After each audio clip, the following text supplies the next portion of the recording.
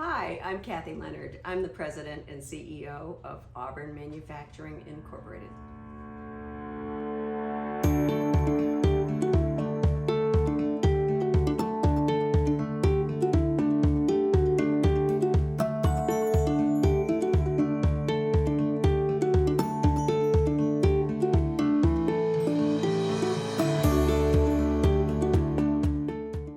I'm the type of person that was good at a job for about a couple of years because I would get bored doing the same thing. I'd get good at something and then I wanted more of a challenge.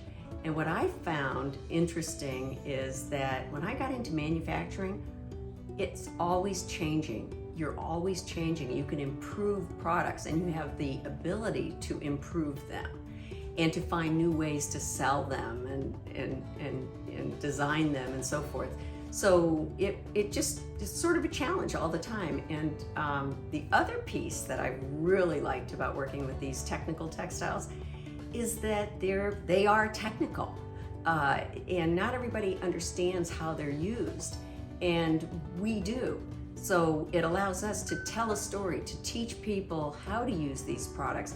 I always feel fulfilled when I'm selling my products because I can explain how they're made, how we can improve them to meet their application. You know, it's a two-way conversation, and I feel very good when I'm done working with a company and helping them solve their heat problems. That's really what we're doing.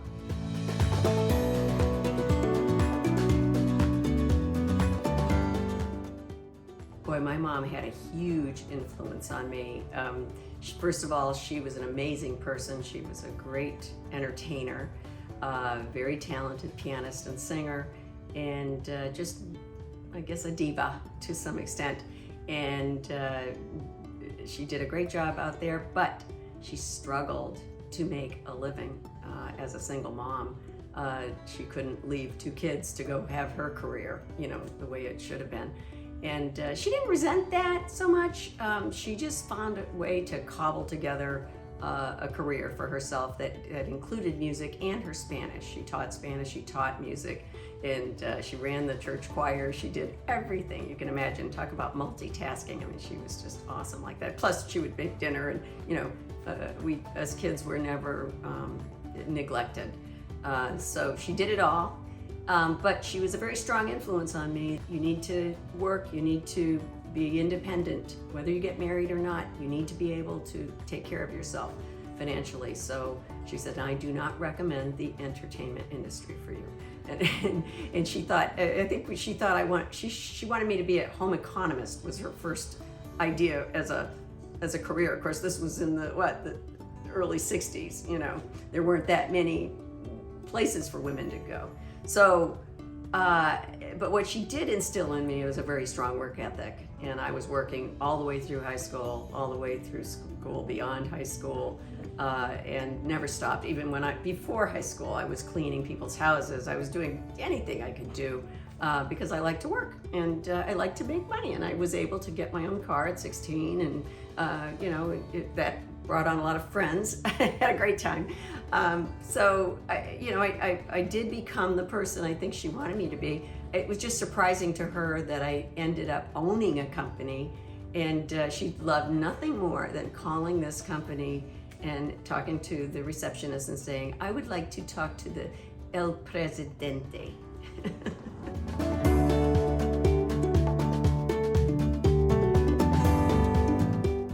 I didn't have a lot of confidence about my ability to speak in public, for instance. And I got asked to speak in public at a function here in Maine with 300 people, all bankers and business people throughout the state.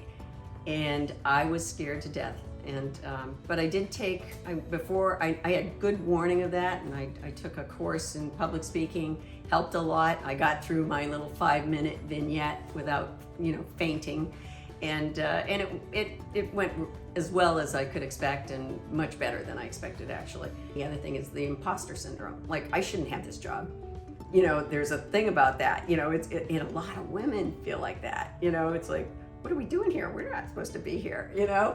And it takes a while to finally say, wait a minute, I need to be, yeah, why shouldn't I be here, you know? you work through those things. But I don't think, I'm trying to think what else has been, gaining credibility in male-dominated fields. I've been in insulation industry functions. I've been in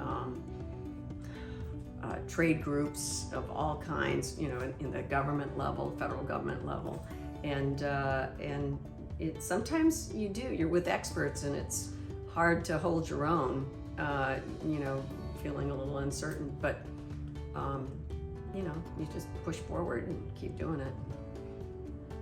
I think women have gotten, I see a lot of women now who are just awesome, especially the younger women. They don't go through all the hurdles that we went through, my age. So it's because there weren't that many women in business, so that's part of the problem. I didn't have a bunch of people as peers. When I was on a bank board, I was one woman out of, I think there were 37 board members on that table. And they were all men. And it's like, you just feel so weird now. But nowadays, it's not going to be like that. There'll be several women, and you feel a little more like you're in the crowd, like you can be in the in crowd.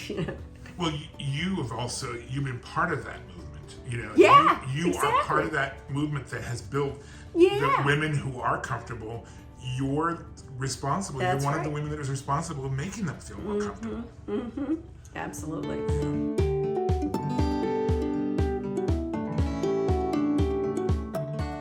When I was in high school, I had no clue what I wanted to do, and I went to the guidance counselor, and didn't have a lot of money, and I was able to get a scholarship actually to a community college.